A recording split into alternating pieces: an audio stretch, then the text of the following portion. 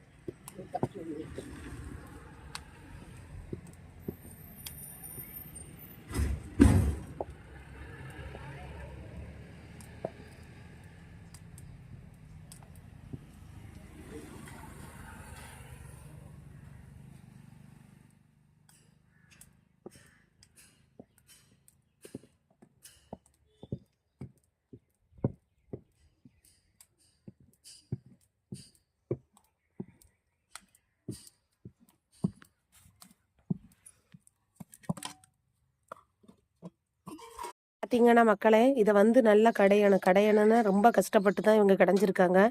வயசாகிடுச்சு, அவங்களால முடியலை சொல்லிட்டாங்க. இனி என்ன கூப்பிடக்கூடாதுன்னு வேற சொல்லியிருக்காங்க. பார்த்துக்குங்க, முடியலை. நம்ம எல்லாம் குக்கரில் வச்சு வேக வச்சு போட்டுடலாம் விடுங்க. களின்னா இப்படி தான்.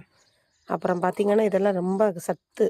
உங்கள் வீட்டுகள்லையும் வாரத்துக்கு ஒரு முறையோ 2 முறையோ உங்கள் வீட்டுகள்லையும் நீங்கள் வந்து இது பண்ணி சாப்பிட்டுக்குங்க. உங்களுக்கு இந்த மாதிரி பிடிச்சிருந்தா லைக் பண்ணுங்கள், ஷேர் பண்ணுங்கள், சப்ஸ்கிரைப் பண்ணுங்கள். முடிஞ்சால் பெல் பட்டனை கிளிக் பண்ணுங்கள்.